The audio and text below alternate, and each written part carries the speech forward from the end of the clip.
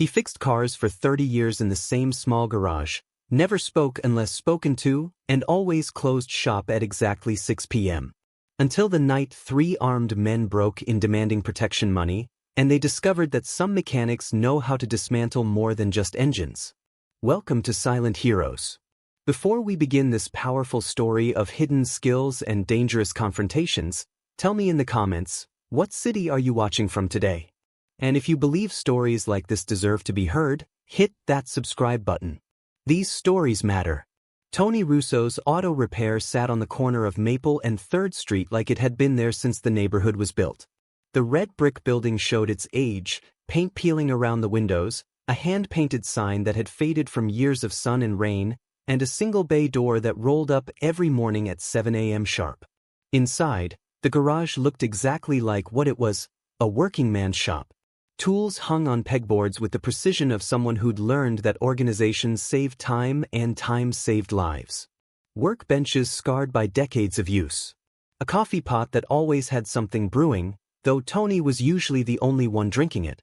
And in the back corner, a small office where Tony kept his books, his invoices, and a few other things that didn't belong in any ordinary mechanic's workspace.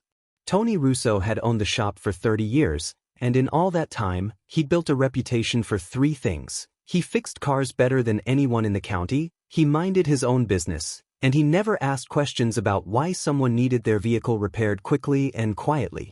The neighborhood had changed around him over the decades.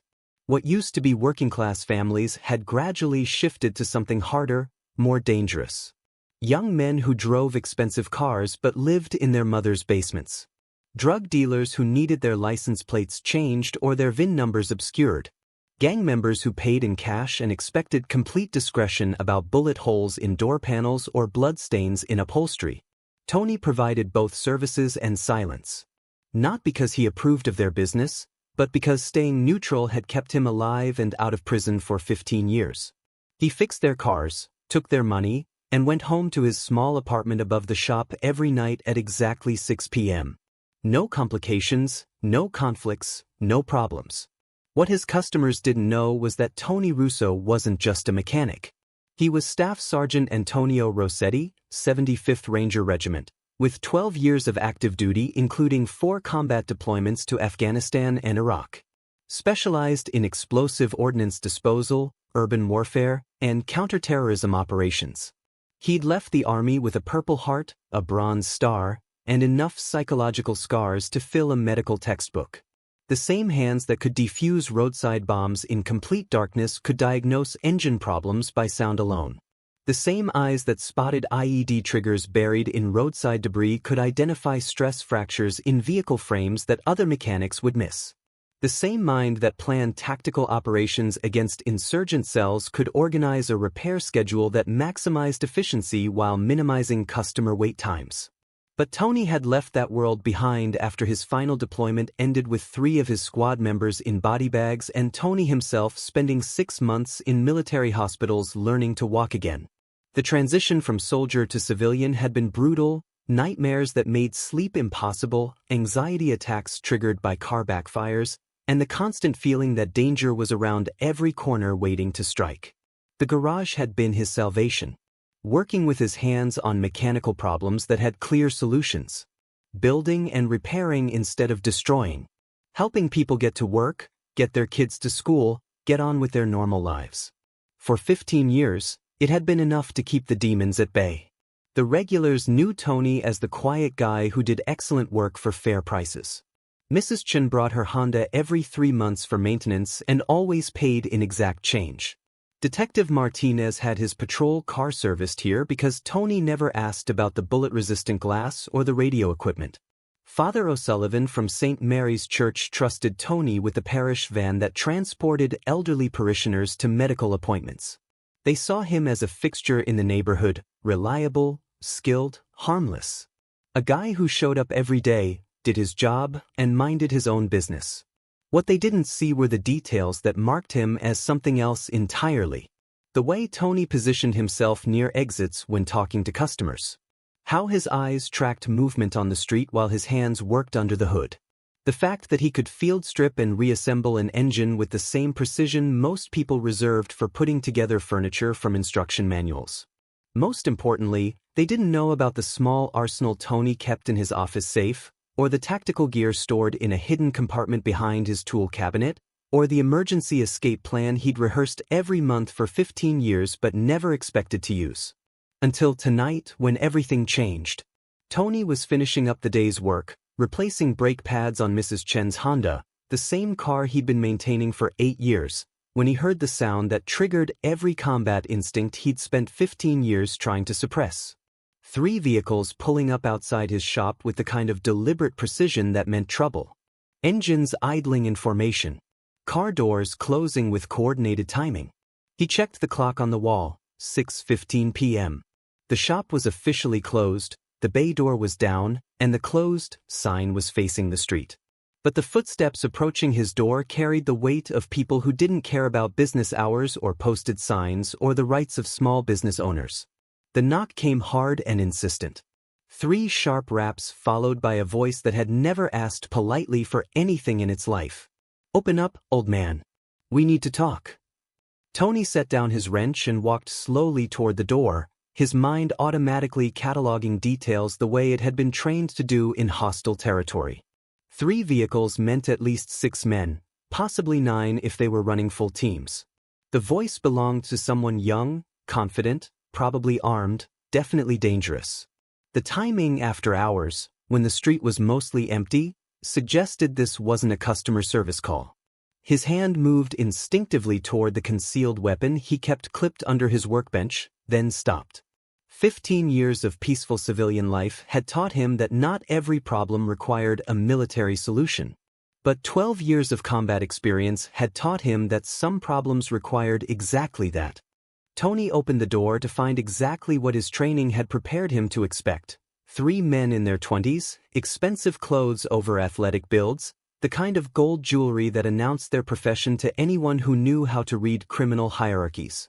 The one in front was clearly the leader, taller, older, with scars on his knuckles and eyes that had seen violence up close and personal. "Mr. Russo, right? The mechanic who's been working in our neighborhood for 30 years. Tony nodded, keeping his expression neutral and his hands visible. "Shop's closed for the day. You need work done. Come back tomorrow morning after 7. The leader smiled, but it was the kind of expression that preceded bad things happening to good people. "We're not here for car repairs, old man. We're here to discuss business. A new kind of business arrangement that's going to benefit everyone involved." Behind him, Tony could see the other 2 men scanning the interior of his garage with professional interest, taking inventory of his tools, his equipment, his security systems, his escape routes. These weren't street-level criminals learning as they went. These were organized professionals who thought through their operations before executing them. "I don't know what you're talking about," Tony said quietly, his voice carrying none of the tension that was building in his chest. "I fix cars. Change oil. Replace brake pads. That's all I do here." "See, that's where you're wrong, Mr. Russo. This neighborhood belongs to the Torino family now. Has for about 6 months, though you might not have noticed the transition. Every business pays for protection. Every shop owner contributes to the Community Development Fund. You've been operating here for 3 decades without showing proper respect to the people who keep this area safe." Tony felt something cold and familiar settle in his stomach. Not fear. He'd moved beyond fear during his second deployment when an IED had killed his best friend and left Tony unconscious for 18 hours. But recognition. The understanding that his 15 years of peaceful civilian life were about to end, whether he wanted them to or not. "How much are we talking about?" he asked. The leader's smile widened, revealing expensive dental work that had probably been paid for by other small business owners who'd found themselves in similar conversations. $2,000 a month. Cash, obviously. Plus, we're going to need occasional use of your facilities for special projects. Cars that need modifications without paperwork. Vehicles that need to disappear from circulation for a while. Storage space for items that don't officially exist. You understand what I'm describing?" Tony understood perfectly. They wanted to turn his legitimate automotive repair business into a front for car theft, drug transportation, money laundering, and weapons trafficking. They wanted to destroy everything he'd built over 30 years and turn him into an accessory to federal crimes that would put him in prison for the rest of his life. And if I decide this arrangement doesn't work for me? The leader's expression hardened into something that belonged in maximum security prisons. Let's just say that auto repair shops have a lot of flammable materials. Gas tanks, oil drums, paint thinners, compressed gases. Industrial accidents happen all the time. Sometimes people get trapped inside when buildings catch fire. Very tragic. Very final. One of the other men stepped forward, pulling aside his jacket to reveal a pistol tucked into his waistband. Not brandishing it, not making direct threats, just ensuring that Tony understood the full scope of their negotiating position. We're not unreasonable people, Mr. Russo. We're offering you partnership in a growing business enterprise. Protection from competitors. Security for your property. All we ask in return is cooperation and a reasonable monthly contribution to operational expenses. Tony looked at the three men standing in his garage, studying their faces the way he'd once studied enemy combatants through rifle scopes. Young, confident, used to intimidating civilians who had no experience with real violence. They'd probably done this same routine dozens of times with other business owners who'd paid up immediately rather than risk confrontation. But they'd made a fundamental miscalculation. Tony Russo might look like just another aging mechanic, but Staff Sergeant Antonio Rosetti had spent 12 years learning how to neutralize threats that were significantly more dangerous than neighborhood extortionists. I need time to think about this, Tony said. When do you need an answer? Tomorrow night. Same time. Have the cash ready, and we'll discuss the details of our new partnership. The leader turned toward the door, then stopped. Oh, and Mr. Russo? Don't even think about calling the police. Half the cops in this district are already on our payroll. The other half know better than to interfere with family business. After they left, Tony stood in his garage listening to their vehicles drive away, his mind processing threat assessments and tactical options the way it had been trained to do in combat zones.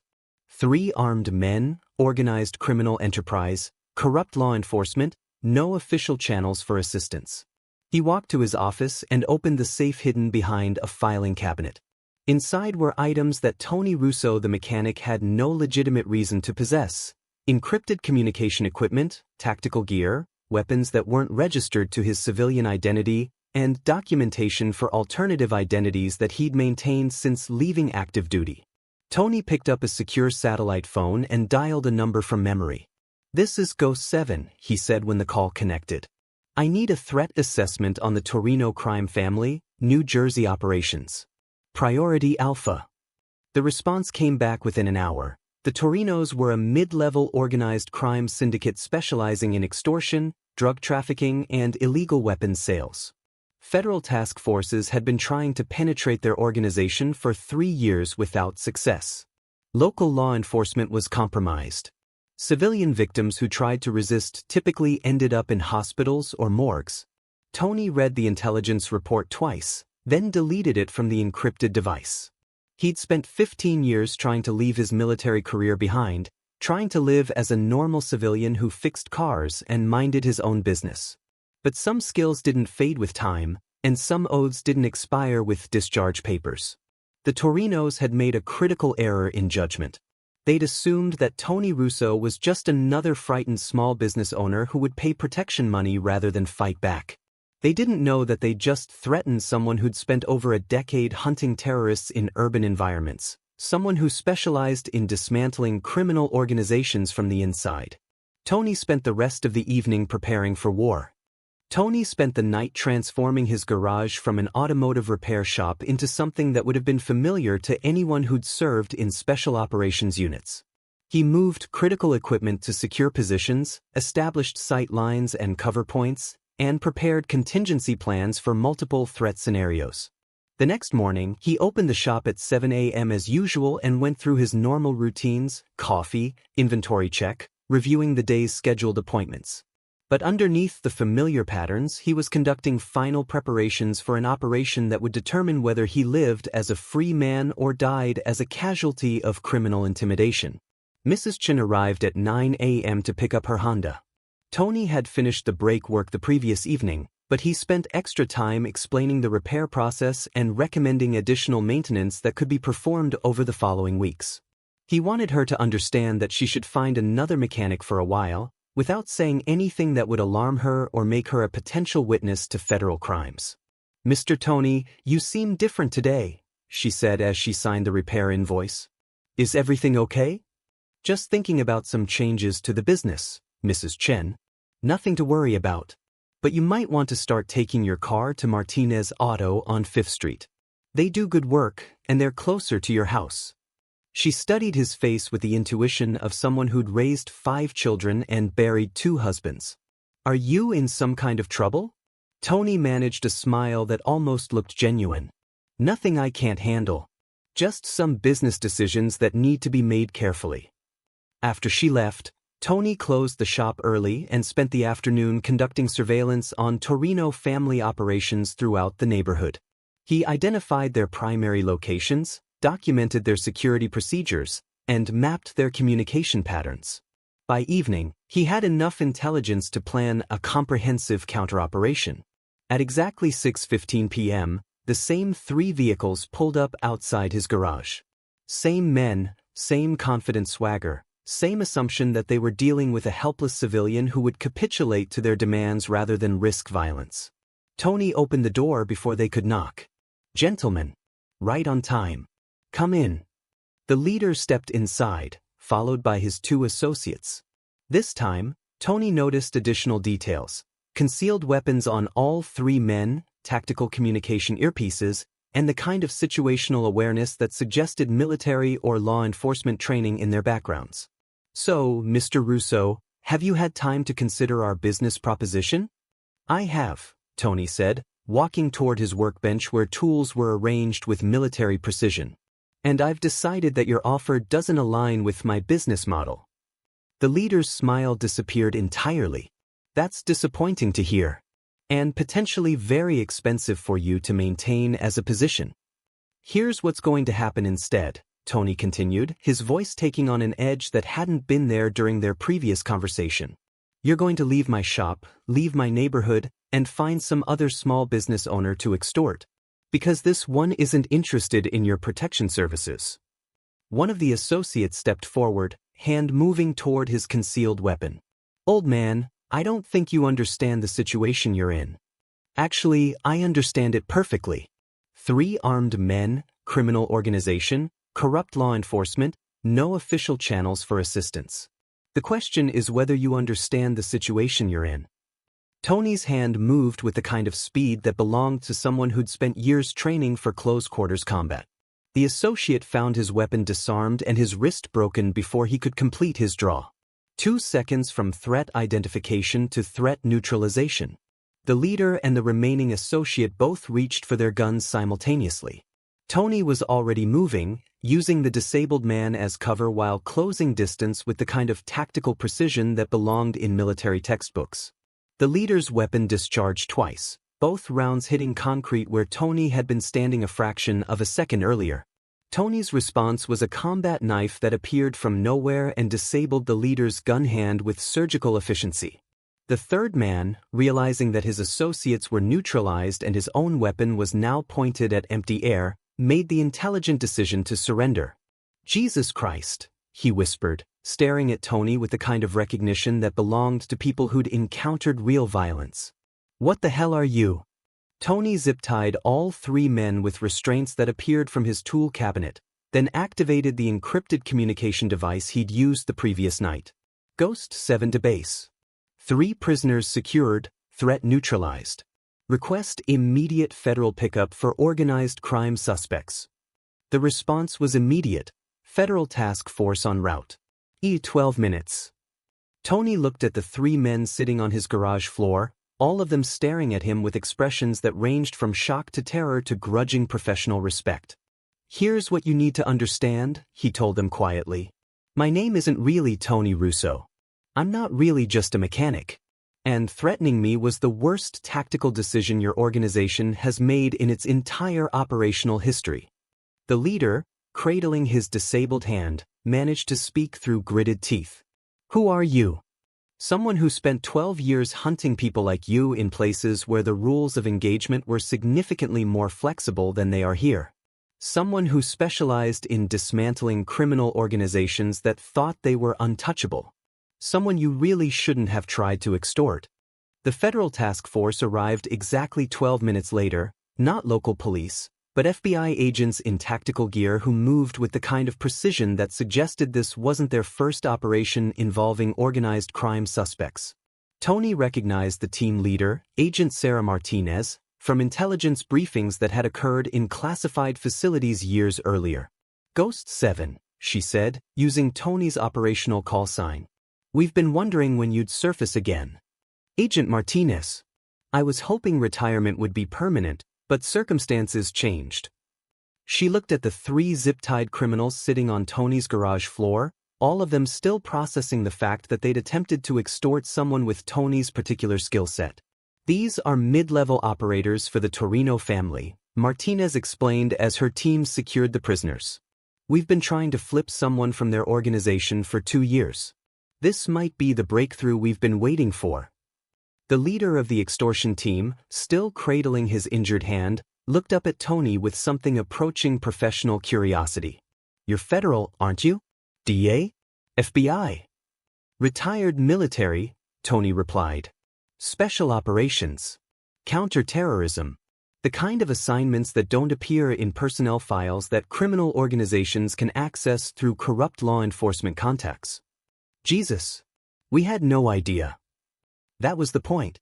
For 15 years, I've been just another small business owner trying to live quietly and avoid complications. You made that impossible." Agent Martinez finished documenting the crime scene and turned back to Tony. "We're going to need you to testify when this goes to trial. Your identity will be protected, but your involvement in their arrest will become part of the federal case." Tony nodded, understanding that his quiet civilian life was officially over. What about the rest of their organization? These 3 were just the collection team. The Torinos will send someone else. "Not after tonight. We've been monitoring their communications since you made contact yesterday.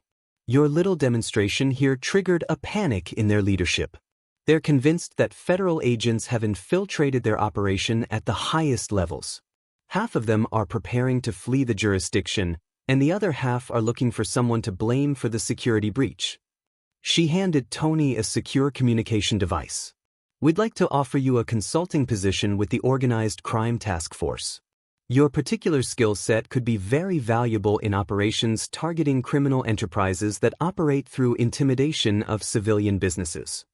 Tony looked around his garage, the place that had been his sanctuary for 15 years, now marked by bullet holes and blood stains that would remind him daily that his past had finally caught up with his present. What would that involve? Deep cover operations. Identity protection. Federal resources and backup. The chance to use your military training to protect other small business owners who can't protect themselves. It was tempting. Tony had spent 15 years suppressing the part of himself that had been forged in combat zones, trying to live as a normal civilian who fixed cars and avoided conflict. But tonight had proven that some skills didn't fade and some oaths didn't expire with discharge papers. "I need time to think about it." "Take all the time you need." "But Tony..." Martinez paused at the door of his garage. "What you did here tonight probably saved a dozen other business owners from going through what you experienced. The Torinos were expanding their extortion operations throughout this entire district. Your resistance stopped that expansion cold." After the federal agents left with their prisoners, Tony stood alone in his garage assessing the damage. Bullet holes in the concrete wall. Blood stains on the floor where the first associate had hit the ground. Tool organization disrupted by tactical movements that belonged in combat zones, not automotive repair shops. But something else had changed as well. For the first time in 15 years, Tony felt like himself again. Not the diminished civilian version who'd been hiding from his past, but the complete person who'd been forged by military training and tempered by combat experience.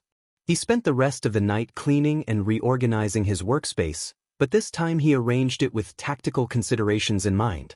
Clear sight lines to all entrances.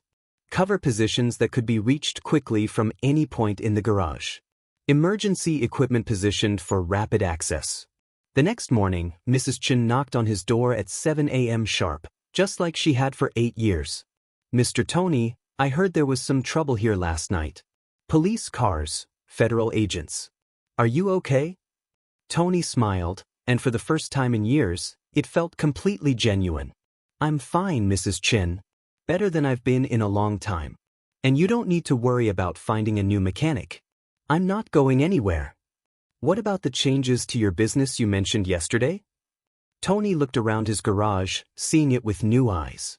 It could still be an automotive repair shop, but it could also be something more. A place where people who couldn't protect themselves could find someone who could. A base of operations for the kind of work that made communities safer without requiring official recognition or government authority. "I've decided to expand my services. Still fixing cars, but also helping people with other kinds of problems. Security consulting. Personal protection. That sort of thing." Mrs. Chen studied his face with the intuition that had served her well for 73 years of life in neighborhoods that weren't always safe. "You're not really just a mechanic, are you, Mr. Tony?" "No, Mrs. Chen. I never really was. But I'm still the same person who's been taking care of your Honda for 8 years. That part doesn't change." She nodded as if this explanation made perfect sense. "Good. Because that car runs better now than it did when I bought it 15 years ago. And in this neighborhood, it's good to know there are people watching out for the rest of us."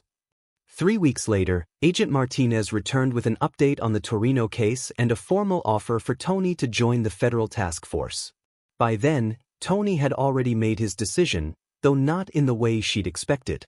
"I'm staying here," he told her. "In the garage, in the neighborhood. But I'm expanding my services to include community security consulting. People who are being threatened by criminal organizations can find help here. Small business owners who need protection from extortion can get it. Witnesses who need someone to watch their backs until federal cases go to trial can count on it." Martinez smiled. "Vigilante justice? Community protection. Legal consulting. Security services. All properly licensed and operating within federal guidelines." Tony handed her a business license that listed his services as automotive repair and security consulting. "And all coordinated with appropriate law enforcement agencies when federal crimes are involved." "You're going to turn a garage into a one-man community protection service?" "This neighborhood has been afraid for too long.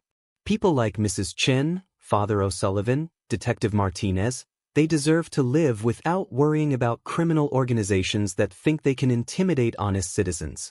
I spent 12 years protecting American interests overseas. Now I'm going to spend whatever time I have left protecting American citizens at home." Tony looked around his garage, now equipped for both automotive repair and tactical operations. "Besides, I've learned that some missions don't end when you hang up the uniform. They just change locations." 6 months after the Torino incident, Tony's garage had become something unique in the neighborhood, officially an automotive repair shop, but unofficially a community security center where people could find help with problems that fell between the cracks of traditional law enforcement. The changes were subtle but significant. Tony had installed security cameras that monitored not just his property but the entire intersection, creating a surveillance network that deterred criminal activity throughout the area. He'd established relationships with federal agents, honest local police officers, and community leaders that enabled him to coordinate responses to organized crime activities.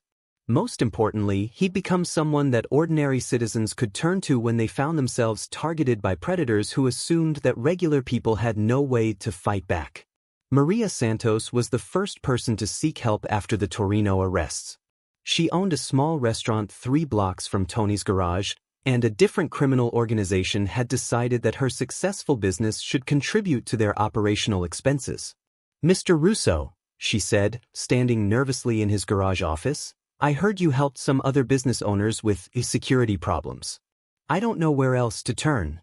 Tony listened as she described the same extortion tactics he'd experienced: threats disguised as business propositions, demands for protection money, implied consequences for non-compliance. But Maria was a single mother with 3 children who couldn't afford to lose her restaurant and had no experience with violence. "How much are they demanding?" Tony asked. $1,500 a month. Plus they want to use my restaurant for meetings after hours. They showed me pictures of other businesses that burned down when the owners refused to cooperate. Tony made a phone call to Agent Martinez, who confirmed that the organization targeting Maria was connected to a drug trafficking network that the federal task force had been investigating. Within a week, Tony had coordinated a joint operation that resulted in the arrest of 6 gang members and the disruption of their entire extortion scheme. Maria's restaurant remained open and profitable. More importantly, word spread through the neighborhood that there was someone who could help when criminal organizations targeted honest businesses. The second case involved Father O'Sullivan from St. Mary's Church.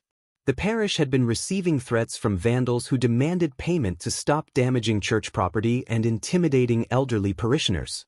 Local police claimed they couldn't spare resources for patrol increases, and the church couldn't afford private security services. Tony installed motion-activated security systems around the church property and arranged for volunteer patrols by veterans from his old unit who'd settled in the area after military service.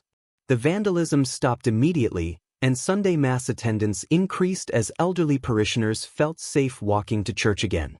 But the case that defined Tony's new mission involved Detective Martinez, not Agent Martinez from the FBI, but Officer Carlos Martinez from the local police department who'd been bringing his patrol car to Tony's garage for maintenance for years.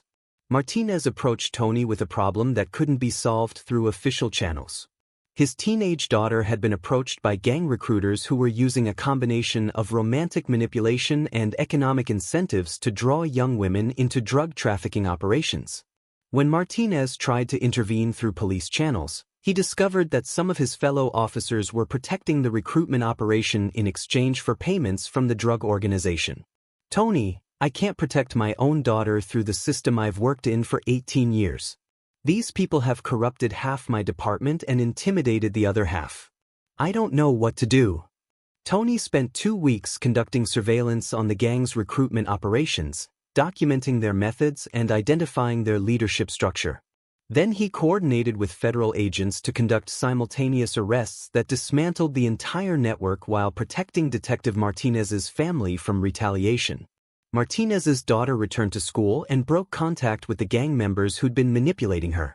Detective Martinez was transferred to a clean unit and began working with federal investigators to identify and prosecute the corrupt officers who'd been protecting criminal organizations. "How do I thank someone for saving my daughter's life?" Martinez asked Tony after the operation concluded. "You keep doing your job honestly. You help other parents whose kids are being targeted. You make sure that the next generation grows up in a neighborhood where being a good citizen doesn't make you a victim." By the end of his first year as a community security consultant, Tony had coordinated with federal law enforcement to disrupt 4 criminal organizations, protect 12 small businesses from extortion, and provide security services for witnesses in 3 major federal cases. But the statistics didn't capture the real transformation. Mrs. Chun could walk to the market without worrying about street crime. Maria Santos could run her restaurant without paying tribute to criminal organizations. Father O'Sullivan could minister to his congregation without fearing for their safety. Children could play in the neighborhood park that had been reclaimed from drug dealers and gang members. The corner of Maple and 3rd Street, where Tony's garage anchored the community, had become a place where honest people could live without fear and where criminal organizations learned to operate elsewhere. Agent Martinez visited Tony on the anniversary of the Torino arrests, bringing an update on federal prosecutions and an offer that had been approved at the highest levels of federal law enforcement. "The Justice Department wants to formalize what you're doing here. Community Security Liaison, official federal position, operational resources, legal authority to coordinate with multiple agencies. You'd be the prototype for a program that could be expanded to other communities facing similar problems." Tony considered the offer while cleaning grease from his hands with the same methodical precision he'd once used to maintain military equipment.